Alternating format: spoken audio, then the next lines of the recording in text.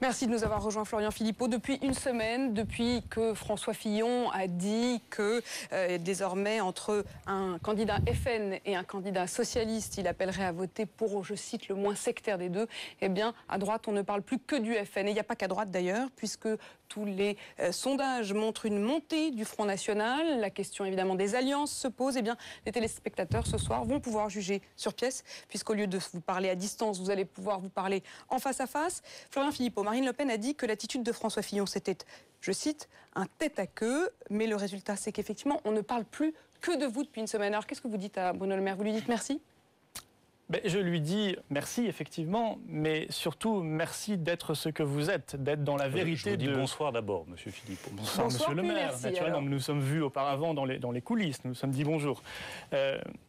Monsieur le maire, merci d'être l'incarnation de l'UMPS. Avec vous, il n'y a pas de tactique politicienne. Bon, tout le monde aura compris que François Fillon est dans un jeu interne vis-à-vis de Jean-François Copé et de Nicolas Sarkozy. Il ne parle pas aux Français ni même aux électeurs du Front National, il parle à l'interne. Vous, monsieur le maire, vous nous dites, comme d'autres, comme Nathalie Kosciusko-Morizet par exemple, que jamais de votre vie vous ne voterez Front National. Les choses au moins sont très claires. Vous préférerez donc toujours le Parti Socialiste et les socialistes? Absolument pas. Je vote aussi contre le Parti Socialiste, monsieur Philippot. Ah, donc vous ne votez pas, ou vous ne votez jamais? Si, je vote pour l'UMP. D'accord. En tout cas, je peux vous donner un exemple extrêmement précis. Chez moi, à Forbach, où je suis candidat, l'UMP local, qui donc doit probablement être le mairien, a déjà annoncé qu'au second tour, entre le sortant socialiste et moi-même, il ferait campagne pour le sortant socialiste. Voilà la réalité de l'UMP, et je dirais même de l'UMPS. Mais tout cela est fort logique. Et tout cela est fort logique parce que vous partagez, et donc vous le représentez vous-même, vous partagez les mêmes orientations politiques que le Parti socialiste. Il n'est pas étonnant que vous votiez pour eux, ou en tout cas que vous refusiez de voter pour la vraie alternative, puisque vous avez fait sous Nicolas Sarkozy 200 000 entrées légales par an, comme François Hollande. Vous êtes empressés de voter ensemble, et vous-même, le traité budgétaire européen en septembre 2012, négocié par Merkel-Sarkozy, appliqué et fait voter par François Hollande, alors que vous déclariez, ce qui est tout de même assez contradictoire, mais on y reviendra dans le débat, le 25 janvier dernier sur France Inter, cette Europe-là, je n'en veux plus. Quand on veut plus de quelque chose, on ne continue pas à l'approuver par ses votes. Ça me paraît contradictoire, mais c'est tout à fait conforme à votre position extrêmement socialo-compatible. Par ailleurs, sur le laxisme, je vous ai entendu parler du laxisme. Vous parlez beaucoup de Mme Taubira, vous avez raison, elle est extrêmement laxiste. Mais vous oubliez la loi pré-Taubira, qui s'appelle la loi Dati, qui date de 2009, qui date donc du gouvernement Sarkozy, auquel vous avez appartenu, d'abord comme secrétaire d'État aux affaires européennes, puis comme ministre de l'Agriculture et de la Pêche. Sur tout un tas de sujets, je ne parle même pas de la hausse de la TVA, puisque la hausse de la TVA qui va s'appliquer en janvier prochain était prévue par Nicolas Sarkozy, et même voulue par Jean-François Copé à 24% dans son projet, si on regarde bien. Sur tous les sujets, vous êtes en réalité d'accord, même sur la politique étrangère. Vous n'êtes pas dans une attitude gaulliste. Nicolas Sarkozy a fait la Libye. Il a mis au pouvoir les islamistes. Il lui aussi a été soumis à Washington. En gros, vous dites que Bruno Le Maire est d'accord avec le Parti Socialiste. Qu'est-ce que vous répondez? Je lui dis qu'il répond d'ailleurs aux injonctions de M. Désir, c'est-à-dire on choisit toujours le Parti Socialiste. Moi, je veux remercier Florent Philippot de sa longue diatribe. C'est pas une diatribe. Mais je vais dire à Florent Philippot que moi, je n'ai aucune leçon de socialisme à recevoir de sa part. Il le connaît mieux que moi, le Parti Socialiste, il en vient. Il a été, pendant plusieurs années, à partir de 2002, proche de Jean-Pierre Chevènement. Vous étiez en 2005, si vous le savez, vous étiez si vous connaissez en bien votre histoire 2005 politique. au meeting de Jean-Luc Mélenchon. Et donc ensuite, vous êtes passé de Jean-Pierre Chevènement à M. Mélenchon pour finalement arriver chez Marine Le Pen. Ça s'appelle de l'opportunisme politique. Vous êtes l'incarnation de l'opportunisme en politique. Vous êtes candidat à Forbach, vous l'avez rappelé, et je crois que vous serez aussi candidat ensuite aux élections européennes. Ça s'appelle cumuler. Vous êtes l'incarnation du système. Je suis face à un député maire socialiste. Vous êtes... Voilà, je suis face... je suis maire... Mais c'est celui que vous allez soutenir là-bas. L'UMP a déjà annoncé qu'il soutiendrait le député maire socialiste. Le député maire votre socialiste candidat, en quelque sorte. Mon candidat. Mais vous êtes l'incarnation de l'opportunisme politique. Qui passe de M. Chevènement à M. Mélenchon pour rejoindre finalement Mme Le Pen, qui sera candidat à Forbach, où je crois qu'on vous a surnommé le 24 heures chrono, tellement vous y passez peu de temps, pour finalement être candidat aux européennes. J'ai juste fait 47% législative. Passons sur les... Et le jour où vous serez élu député, j'espère que vous saurez choisir dans le cumul des mandats entre maire, député européen, député, parce que comme vous mangez à tous les râteliers, aussi bien pour les fonctions que pour les partis, ça devrait vous inciter à faire des choix. Ensuite, j'ai pas de leçon à recevoir de socialiste de votre part, Monsieur Philippot, parce que quand je regarde attentivement vos propositions, parce qu'on est là pour montrer aux Français à quel point vos propositions sont encore plus à gauche que les propositions socialistes. Vous auriez dû écrire à M. Hollande et lui dire, mais votre réforme des retraites, M. Hollande, elle est scandaleusement antisociale. Nous, au FN, on propose beaucoup mieux. On propose le retour à la retraite à 60 ans. Ça, c'est social. Ça, c'est mieux. Votre retraite à 60 ans, permettez-moi de vous dire, ça mettra à mort le financement de la retraite. Vous reconnaissez donc que François Hollande a fait votre réforme. Vous proposez votre réforme également des retraites. Il a allongé la durée de cotisation comme Nicolas Sarkozy l'a fait avant. François Hollande, M. Philippot, est plus à droite que vous. Vous êtes plus proche, d'ailleurs, de M. Mélenchon que vous ne l'êtes de M. Hollande. Ensuite, vous proposez, je lis simplement... Ça n'est pas très crédible ce que vous êtes en train de dire. Moi, je vous ai parlé d'éléments de fond. M. Philippot. Mais je suis curieux. Vous savez, je suis allé effectivement dans les meetings du non en 2005 parce que je voulais que le non l'emporte. Je vais juste répondre à ça. Vous êtes allé au meeting de M. Mélenchon. Oui, je suis allé aussi au meeting de M. Pasqua et M. De Villiers. Ah bah oui, c'est bien ce que je dis, vous mangez à tous les râteliers. M. Pasqua, M. De Villiers, M. Mélenchon. Venez à mes meetings, M. Philippot. Vous savez ce que c'est qu'un référendum? Venez à mes meetings. Vous savez ce que c'est qu'un référendum, monsieur le maire? Le référendum, c'est deux camps. C'est un oui et un non. Il faut que le non l'emporte. Vous-même, vous aviez fait des meetings communs, peut-être pas vous personnellement, mais à l'époque, l'UMP a fait des meetings communs avec le Parti Socialiste, avec la CFDT, et même probablement avec le MEDEF. L'UMP l'avait fait pour faire gagner le oui. Eh bien oui, moi je voulais à tout prix la victoire du non pour garder la liberté de la France et son indépendance. Au sujet de fond. Vous êtes en gaulliste plus socialiste que M. Hollande. Ne vous réclamez pas du gaullisme, M. Philippot. Ah, je pense ne vous réclamez beaucoup mieux que vous. Quand on est dans une famille politique qui porte comme héritage l'hostilité viscérale au général de Gaulle, on ne se réclame pas du gaullisme. Quand on est pour la fermeture des frontières, le rétrécissement de la France, on ne se réclame pas du gaullisme. Quand on mange à tous les râteliers, qu'on est capable d'aller faire campagne avec M. Mélenchon, campagne avec un socialiste, puis campagne avec Marine Le Pen, et demain campagne avec qui? À celui qui pourra assurer votre petite carrière, M. Philippot? Eh bien on ne se réclame pas du gaullisme. Quand on n'est pas capable d'être totalement minoritaire, on ne se réclame pas du gaullisme. Aujourd'hui, le gaullisme, vous vous en réclamez tous les deux. Mais je vais vous dire quelque chose sur le gaullisme. Quand on en a sali, ce n'est pas le comportement politique de M. Philippot. Je vais vous répondre sur ça, monsieur le maire, si vous acceptez le débat. Quand on a sali l'héritage du gaullisme, quand on a rétréci la souveraineté de la France en la transférant méthodiquement, encore une fois, main dans la main avec vos amis socialistes, à Bruxelles, à l'Union européenne, c'est ce que vous avez fait, traité de Maastricht, traité d'Amsterdam, traité de Nice, traité de Lisbonne, où vous avez d'ailleurs, avec Nicolas Sarkozy, trahi la volonté populaire, puisque nous avions voté non par référendum, et que les députés, les parlementaires socialistes et UMP et du centre ont fait passer ce traité de Lisbonne, ce que je considère comme une trahison antidémocratique, et probablement la trahison la plus grave depuis la Seconde Guerre mondiale. Quand on a eu le cesse, quand on a fait la réintégration du commandement, vous pouvez juste me rappeler. Vous avez fait la oui, mais lui, vous parlez du passé, Bruno Le Maire. Des années 60, Bruno Le Maire, ne revenons pas en arrière. M. Philippot, ne revenons pas en arrière, qui a Bruno Le Maire. dit, cette question gaulliste est importante, parce que je ne laisserai pas, vu votre politique, un membre du Front National se réclamer du gaullisme. Pour toutes les raisons que j'ai indiquées, et encore pour cette dernière, qui a dit que l'avenir de la France passerait par sa participation active à la construction européenne? Qui, M. Philippot? Probablement le général de Gaulle, mais pas cette Europe-là. Le général de Gaulle. Vous savez que le général de Gaulle...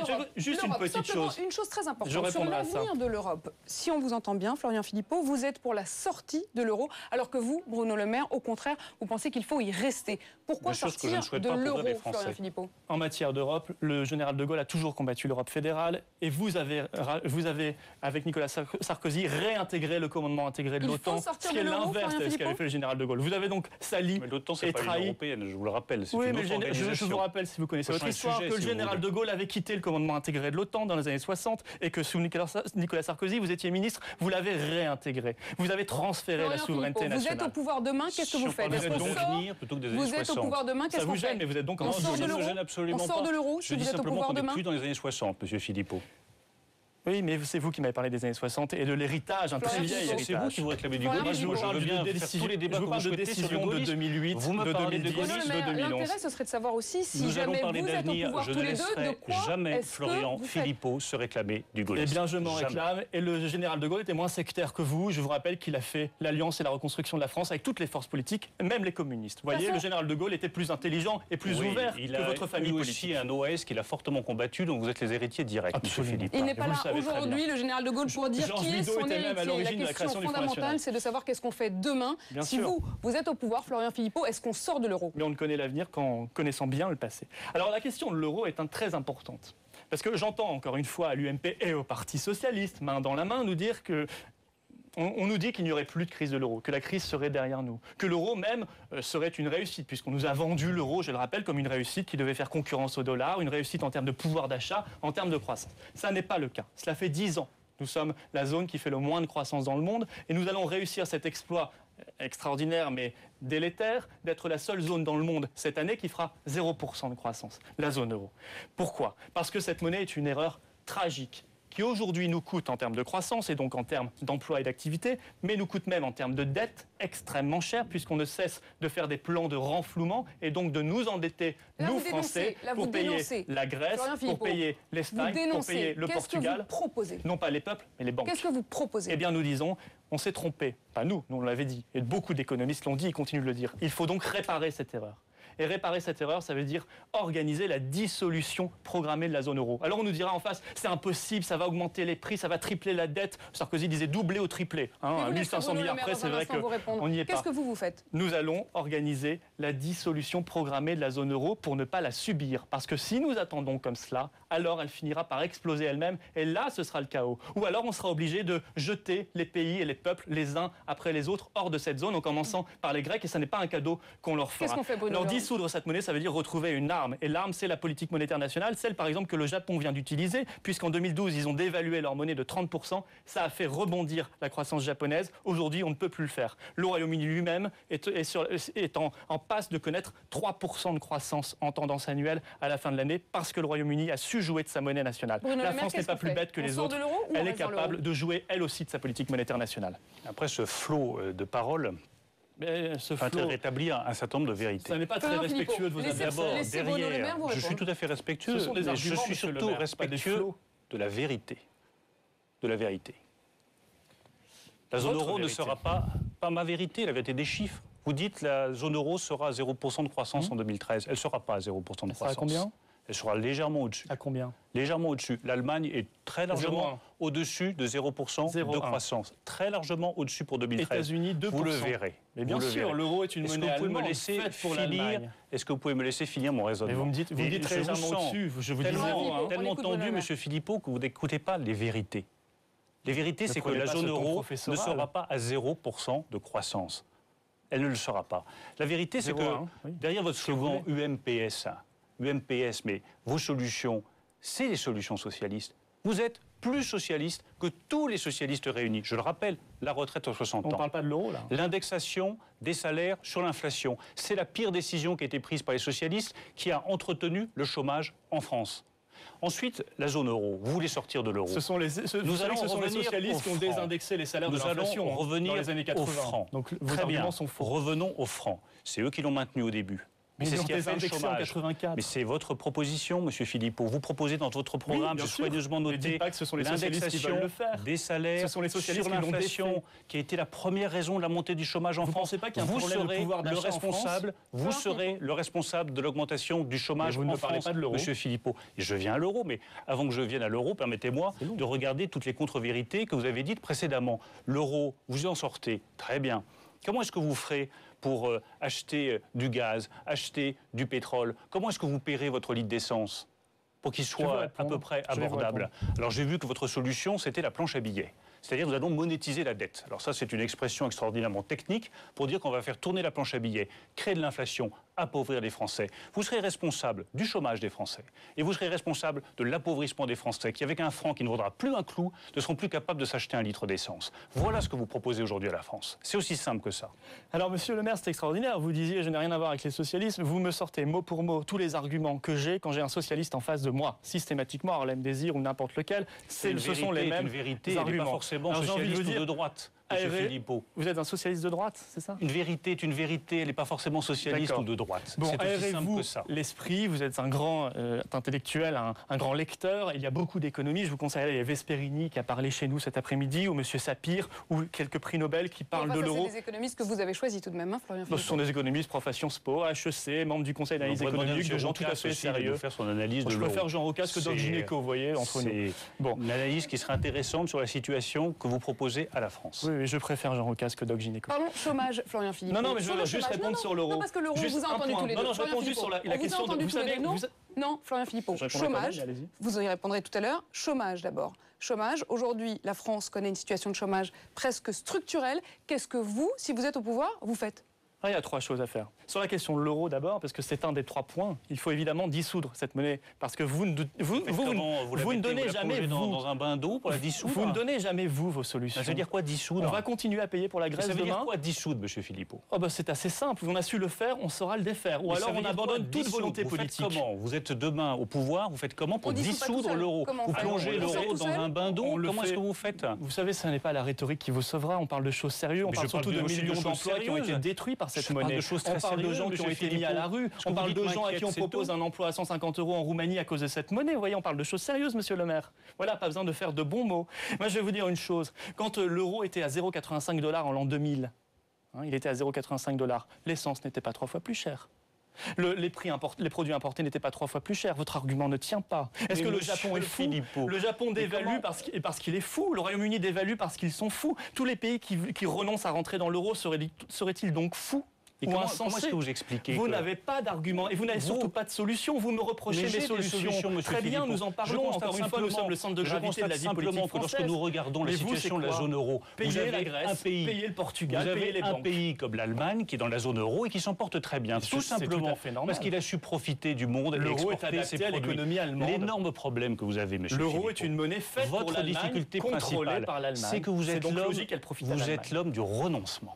Vous avez renoncé à toute ambition pour la France. Vous avez renoncé à ce qu'elle réussisse à se réformer et à changer pour exporter des produits de qualité et redonner ensuite du pouvoir d'achat aux Français. 10 ans de pouvoir, les exportations n'ont cessé de baisser. Notre part de marché dans le monde est passée de 6% à 3% sous Sarkozy. Et le moindre avenir européen. Votre France, c'est la France recroquevillée, rabaissée, repliée sur elle-même. Ce sont des slogans, ça, monsieur le maire. Ce n'est pas des slogans, c'est la réalité. Quand vous dites on sort de l'euro, vous mettez la France n'avez donc pas au de banc solution. Des autres.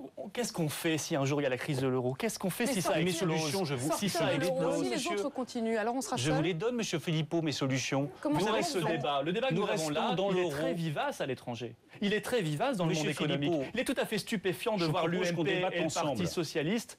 Non, mais madame me pose une question. Il est tout à fait stupéfiant de voir l'UMP et le Parti Socialiste. Voilà, l'UMP et le Parti Socialiste être incapables d'engager ce débat. Ils s'en sortent à coups d'anathème, de bons mots, de formules. Mais c'est un débat de fou. Avec vous. Et le deuxième point pour le chômage, pour répondre à votre question, c'est le protectionnisme. Parce que vous voyez, dans notre projet économique, il y a 3 choses. C'est ce que je dis. La solution, c'est le protectionnisme. C'est redonner des muscles. C'est replier bien la France sur elle-même. Ah oui, les États-Unis sont très repliés, le Canada est très replié, l'Argentine est très repliée. Formidable. Écoutez, votre vision de la France, la moitié des pays du monde font des protectionnismes. Votre vision de la France, monsieur Philippot, elle est aux antipodes de la mienne et c'est bien pour ça que je voterai jamais Front National. Moi, je crois en la France. Parce qu'elle amènera les Français à la misère, à la pauvreté. Vous retirez la France de l'euro. Tout va bien. Elle se retrouvera toute seule avec une monnaie qui ne vaudra plus un clou et qui ne permettra plus d'acheter des produits à l'étranger. Ni les produits électroniques que vous employez, ni votre essence, même si je crois que vous ne conduisez pas votre voiture. Ensuite, elle ne nous permettra plus de jouer un rôle politique en Europe. Je risque pas de la conduire. Pour bien connaître la vie des Français, ne pas avoir son permis, c'est compliqué. J'ai eu beaucoup de travail. Votre vision, je suis pas né à Neuilly-sur-Seine. Je comprends parfaitement vous êtes l'incarnation même du système. Vous êtes énarque qui se présente dans toutes les opportunités possibles et qui passe de M. Chevènement à Madame Le Pen pour garantir son pouvoir. Mais les attaques personnelles ne sont pas très intéressantes. Merci Florian Philippot. La méritocratie républicaine, les gens sont fiers. Mes parents étaient dans le nord de la France, instituteurs dans l'école publique, et oui, j'ai fait l'ENA et j'en suis fier parce que je l'ai fait par mon travail et mon mérite. Je ne suis pas moi un héritier de vous démissionnerez de la fonction publique quand vous deviendrez un jour parlementaire. C'est que vous n'êtes franchement pas d'accord. Et Bruno Le Maire le redisait à l'instant, jamais il ne mettra un bulletin Front National dans une urne. Vous n'aurez en tout cas pas réussi à le convaincre. Et vous, les téléspectateurs, vous verrez si effectivement il y a alliance possible ou non. En tout cas sur ce plateau, visiblement pas. Dans un instant, ce sera l'after RMC et c'est Véronique Jacquier qui s'en charge.